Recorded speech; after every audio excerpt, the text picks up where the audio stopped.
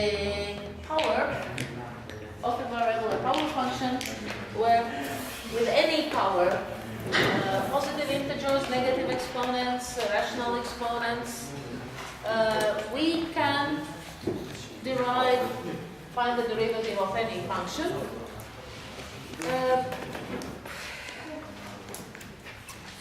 That's what we considered a few days ago. And hopefully, well, everybody looked as if they wanted to tell me, yes, we know this, we understand this. Yeah. Fine. Then we can move on. So today we have two more very special rules, very special laws for derivatives. So the simple part is deriving polynomials using number times function, so using the product of a number and the function, or the sum or the difference of two functions. Those are the easy rules, because if we have a sum of two functions, we can differentiate them and add the derivatives, and that's fine. We don't have to do anything more specific. We start getting problems when we have products of function, when we have quotients of functions, and when we have composite functions, function of a function. And for this we have three rules which we have to consider today, and then quite a lot of exercises. I already emailed you the file and the answers, actually. So you should have everything. Now let's have a look. So the first rule is the chain rule. If we have a composite function, for instance, function y equals f of, let's say, u of x, something like this.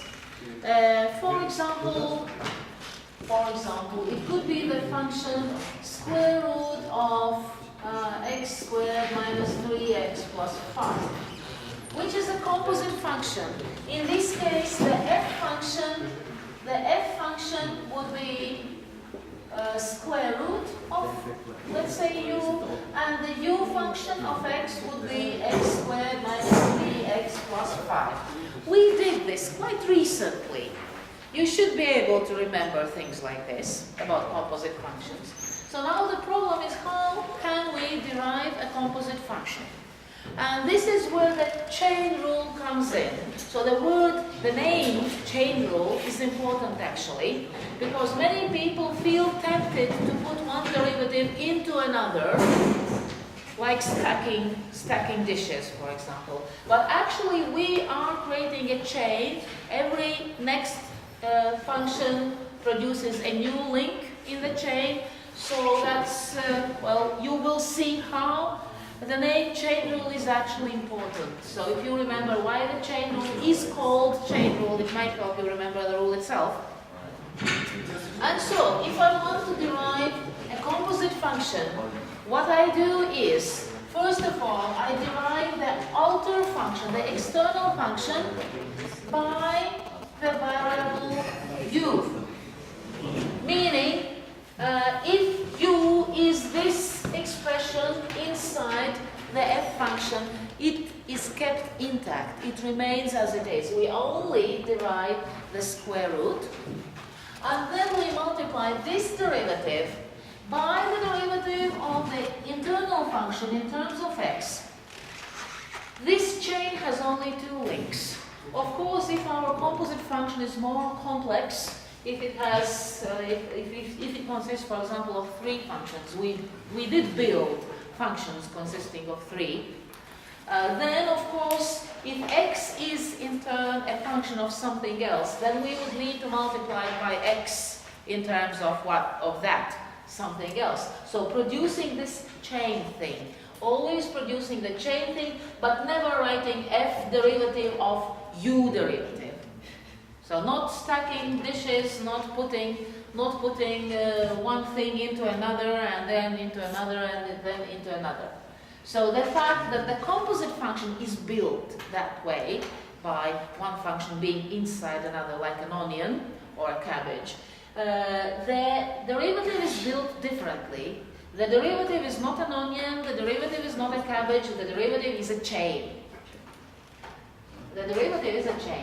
So what we do here is actually, all right, let's see.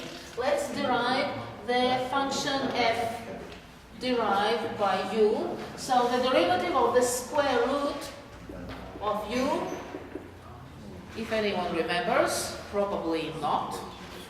So remember that the square root of u can be thought of as the power to the power 1/2. And now if we derive this, the exponent now becomes a coefficient, and the exponent of the function inside the function derived becomes 1 less. We subtract 1. So we get 1/2 u to the power minus half, which means 1/2. Now minus means that the power goes into the denominator, and the derivative and the exponent 1/2 means the square root. So actually, well, we had this yesterday, 2 days ago, sorry. We did it from the first principles by definition using the limit, but we also had it, we also can do this by the power function rule, derivative of the power. So basically it would be good if you knew this by heart. There are quite a few derivatives that are good to simply memorize, to simply remember. One of those is this square root. If you derive a simple square root, you get 1 divided by 2 such roots. And so this is the derivative of the f function in terms of u. Now we need to find the derivative of u function in terms of x, which is easy, I hope. Which is easy, I hope. Do you remember? Yeah. No? 2x Okay. 2x minus 3, and that's all. So I have the f derivative in terms of u. Notice that I did not actually put the u expression into that function, simply so that not to confuse you. Now, of course, I can write 1 over 2 square roots of u times 2x minus 3, but of course I have to put the expression for u in there. So it's 2x minus 3 divided by 2 square roots of x squared minus 3x plus 5. And that's it. This is the derivative of this function. It looks complicated, of course, but you don't have to do anything with this anymore. So this is just fine as long as you remember what to do.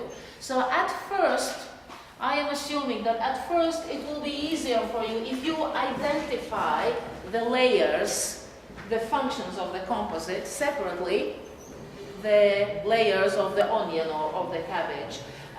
If you derive them, differentiate them separately, then put them together again and finally make it more compact, make it look nicer. Actually, with a little bit of practice, and probably most of you are able to do that already, you can write, well, this part, including the correct expression inside the square root here, to write it almost at once. With a little bit of practice, that's quite normal. So generally, at the beginning, you might want to do this, and then put things together. But with a little bit of practice, you won't need to do it separately. You'll be able to do it all at once. So please notice that we did not put the derivative in here. We only derived the square root of u as it is. This expression inside the square root doesn't change. The expression u you see in the first derivative does not change. You do not change this internal function. But you add a new link of the chain, you multiply by the derivative of this internal function. If this internal function has something else inside it, then it would make the third link of this chain, it would be the third function multiplied by the next variable. All right, let's have a look at examples 1 and 3 probably. Yes.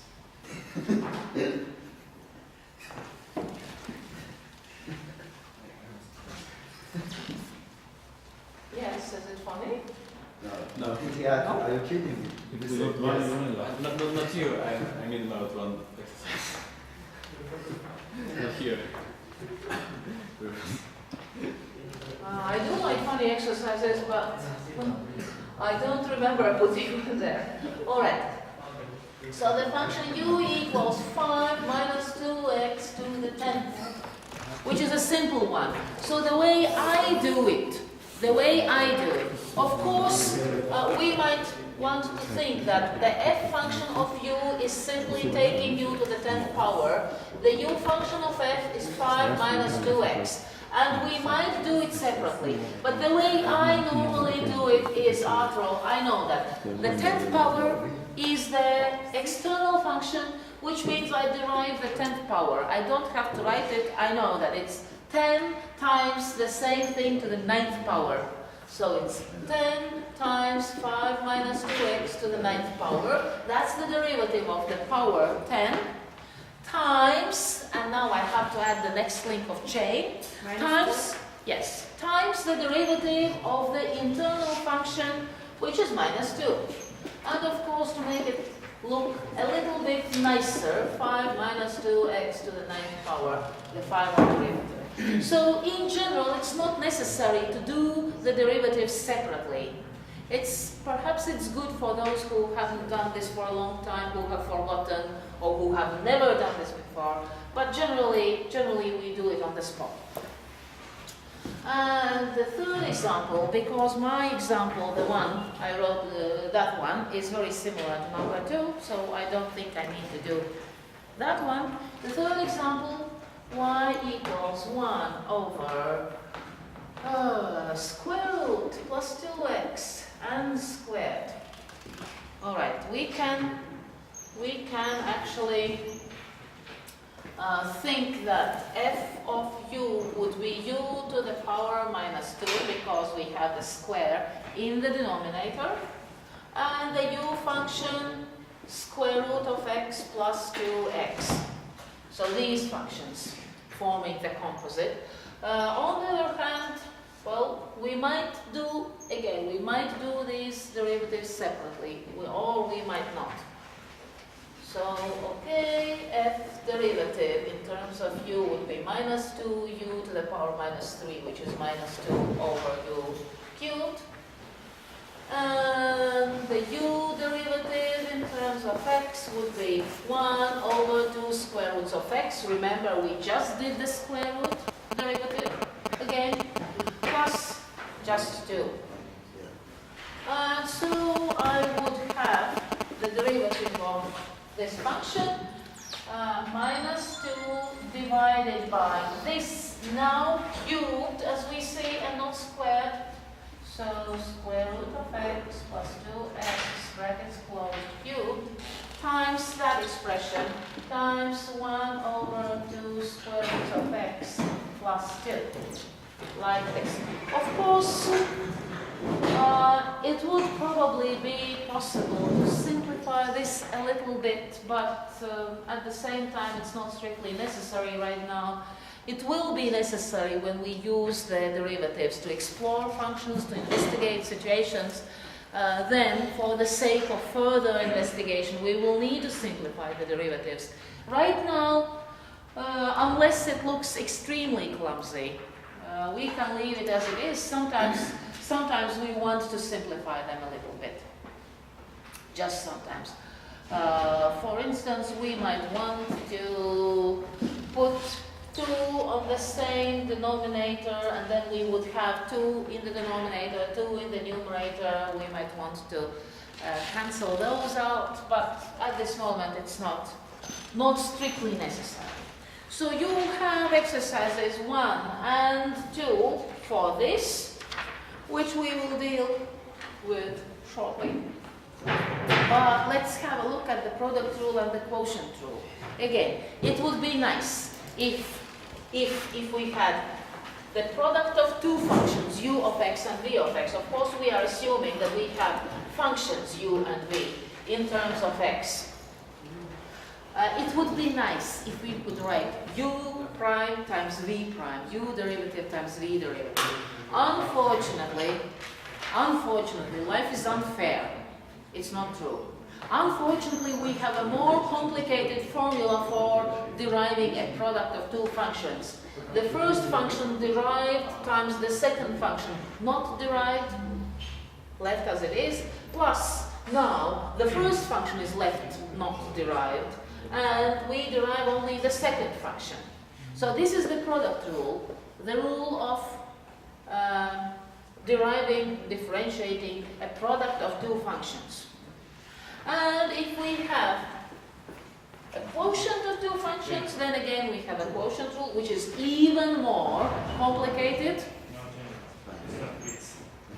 V squared, not the derivative, but v squared is in the denominator. The numerator is very much like this, but it's subtraction instead of addition.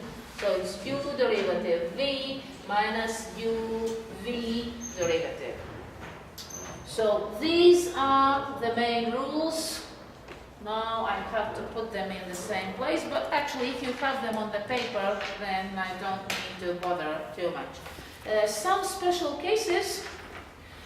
First of all, for the chain rule, if we have a function whose internal function is linear, for instance, instead of x to the 10th, we have 5 minus 2x to the 10th. It's a linear function inside.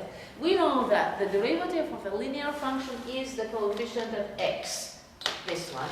Remember we had ax plus b, we did the derivative. It was simply a. So obviously the derivative of this function, can be obtained by deriving the function, simply keeping the same expression inside, but also multiplying by the coefficient k in front of x. So this is simply a special case of chain rule for simplest situations. This is simpler than this. This is a special simple case. If this u function, if it's a linear function. And we might have a special case for the quotient rule, which I didn't put there. If I have a function 1 over v derived. So the u function is a constant. The derivative of a constant, if you remember, is 0. So it would be a bit uncomfortable to try applying this formula, because it takes 0 times v minus 1 times v derivative. So it's easier to have a formula which can, of course, be obtained directly from this one.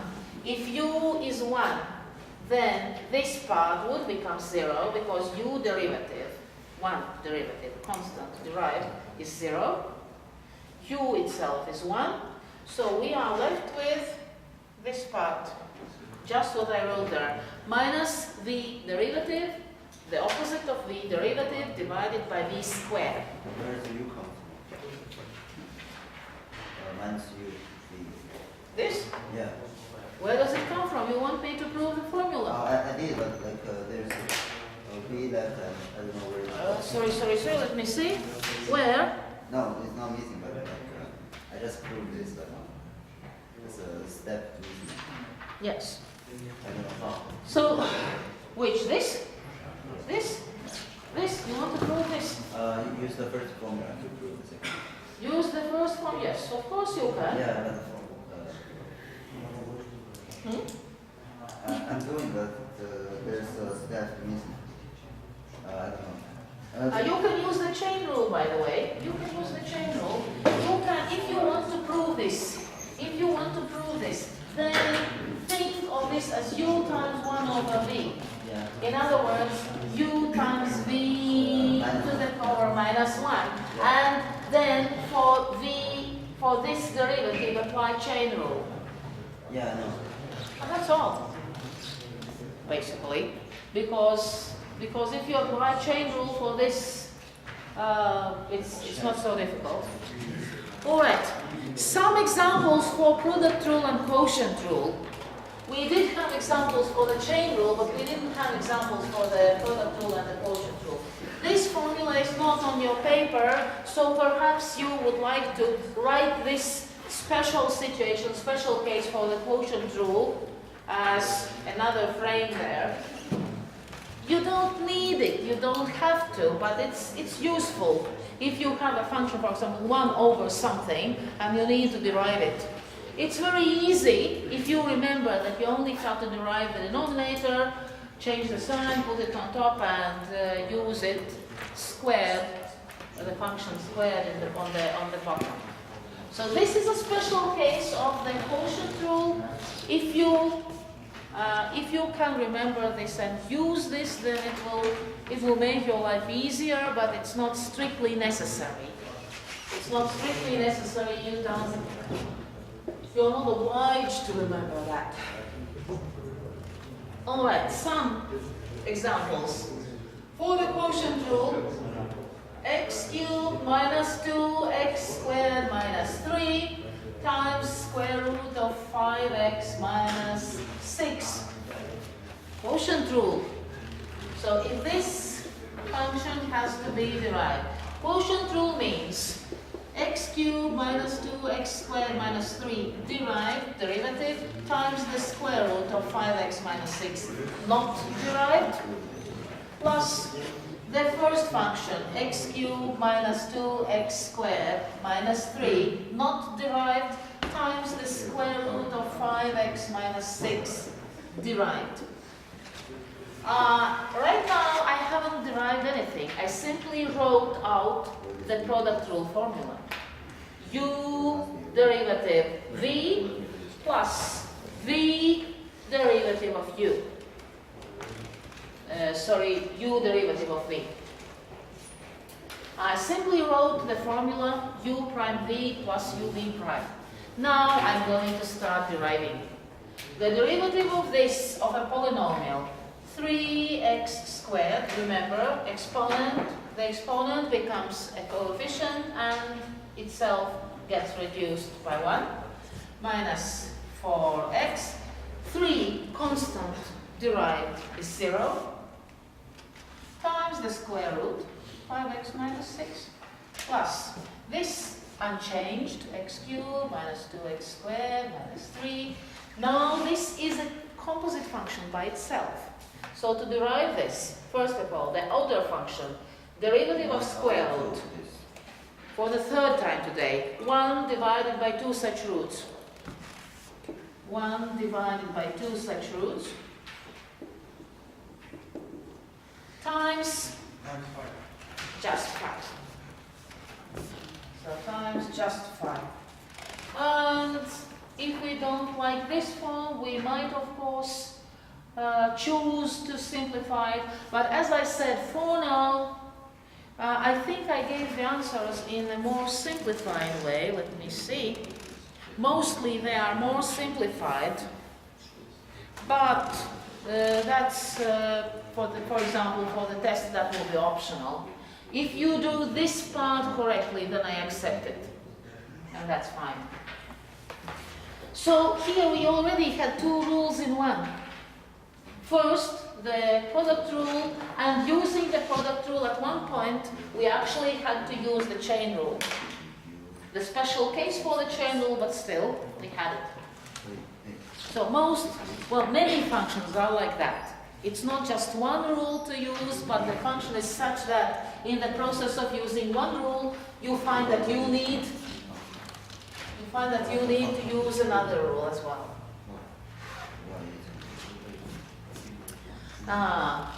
Quotient rule, example 5. The function is x squared plus 4 divided by 2x plus 1. This is u, this is v. So the derivative is, I usually start with the denominator, with v squared, because it doesn't require any derivative, it's simply a square. The old denominator is squared. Now I have to write x squared plus 4, the first function derived, the second function not derived, minus the first function x squared plus 4 not derived, 2x plus 1 derived. Because we have subtraction here, always remember, always pay attention. We start deriving with the first function, with the one in the numerator, with the one on top. And that's why it's better, even for the product rule, where it doesn't really matter with which one you start. It's always a good idea to start with the first function, with the function u, so that you don't get confused. So the derivative of x squared plus 4, simply 2x, x squared derivative is 2x, it was the first one we did 2 days ago, times 2x plus 1 unchanged, minus x squared plus 4 unchanged. The derivative of 2x plus 1 is just 2, I prefer to write it in front. Divided by 2x plus 1 squared. Now, it would be a good idea to simplify this a bit, because it's easy to do. So, 4x squared minus 2x squared is 2x squared, simply 2x plus simply 2x minus 8. Just like that. And 2x plus 1 squared. Now this looks okay. Now this looks okay. So a simple chain rule. It's always a good idea at the beginning to write out the formula for the chain rule for these specific functions. In other words, write out the formula first without really differentiating and start differentiating afterwards. With a little bit of practice, again, if you are new to this, or if you are not so new but forgotten everything, it's a good idea to start this way. Again, with a little bit of practice, or well, with enough practice, I would say, if you practice enough, you'll be able to start writing with this already. It doesn't take much, it takes 10 exercises? Something? Well, a few exercises. Well, maybe, okay, perhaps not 10, perhaps 9. Or 3. It's up to you. And finally, 6. Example 6. The product rule, but both functions in the product are composites. So it's combined rules, again, product rule with 2 composite functions.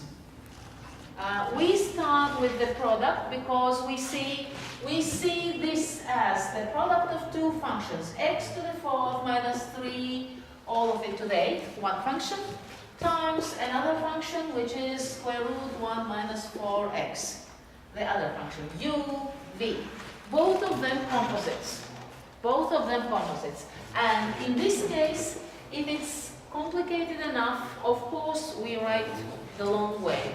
So we do x to the 4th minus 3 to the 8th derivative times square root 1 minus 4x not derived, plus x to the 4th minus 3 to the 8th not derived, times square root 1 minus 4x derived. Again, at this point, don't worry, I haven't done anything. I only wrote according to the formula, wrote what I need to do. So now, I need to derive this composite function, so it's only chain rule. The outer function is 8th to the 8th power. The 8th power is derived as 8 times the same base, but the exponent will be now 7. So this is the f derivative in terms of u. You see that the inner function does not change. But according to chain rule, I now have to multiply by the derivative of this internal function. So I have to multiply by 4x cubed.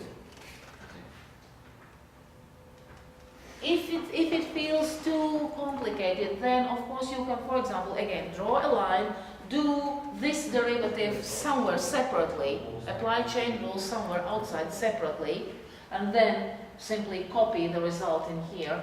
But don't forget to multiply by the function v. And of course, in the end, of course, these might get multiplied to make it look nicer and simpler. But if it's the only thing that can be changed, then you can just as well leave it. So this is not changing x to the 4th minus 3, all of it to the 8th. Now I have to derive this. The derivative, again, the outer function is a square root. The derivative of square root is 1 divided by 2 such square roots, 2 square roots of the same, times the derivative of the inverse function, sorry, minus. Minus 4. Yes, minus. My hand is already black. I don't want to make it any blacker. Times minus 4, which is the derivative of the internal function. And now, of course, we can say that it would be possible to simplify it a little bit. For example, I could take this on the same denominator. Of course, I can simplify a little. I can do a little bit of algebra. I have to confess I always like doing a little bit of algebra to simplify things. So I could write 1 minus 4x as the common denominator, which means I need to multiply this by the same square root so that I can put this on the same denominator, which is good because I get rid of the square root here. So I'm simply, to be able to put this expression on the same denominator, on the same line, I have to multiply by this square root, which means no more square roots. So 32x cubed times x to the 4th minus 3 to the 7th times 1 minus 4x without the square root now, because I multiplied by this. And this becomes simply minus 2 x to the 4th minus 3 to the 8th. All right, good enough. It is still possible to simplify it further, for example, to take the 7th power outside and get a polynomial out of there. But all right, this is nice enough. And there's a 2 you can take out. Another 2. Yeah, 2 and a 32. Oh, you can, yes, you can take, two yes, outside and yes. You can take outside 2 times x to the 4th minus 3 to the 7th, and then you'll get 16x cubed times 1 minus 4x minus x to the 4th plus 3. Plus 3. It's the end point, yeah? But without simplifying. No. At this point we can stop because this already looks nice enough. Basically, for further investigation, when we want to investigate the function, the behavior of the function, for now we are simply finding the derivatives. So we are given one function and we are making another function. By the way, sorry, I had to do it this way because it's not the same as the original function. I forgot the derivative sign. That would be bad. But if I want to investigate this function, if I want to use the derivative to see how this function behaves, what the graph looks like and so on, I can do it. I can use the derivative to investigate the function. But for that, I will need to simplify that derivative as much as possible. Not stop at this point, but simplify it some more. But for now, so that we don't waste too much time, if you are short of time, for example, in the test, you can actually leave it like this. I will accept it. If you have time, then you can make it look pretty. Okay? So now you are free to play with the exercises. How Yes. do you do that? How did I do what? Whenever you have x. Which part?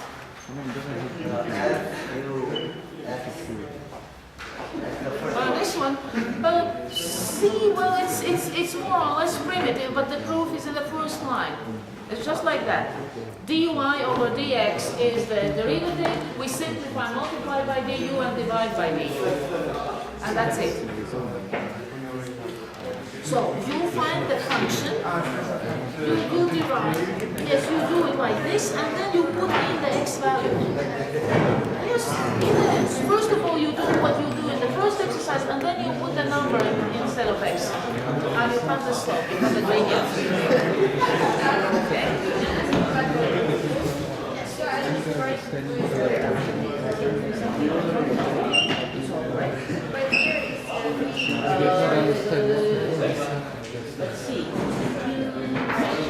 So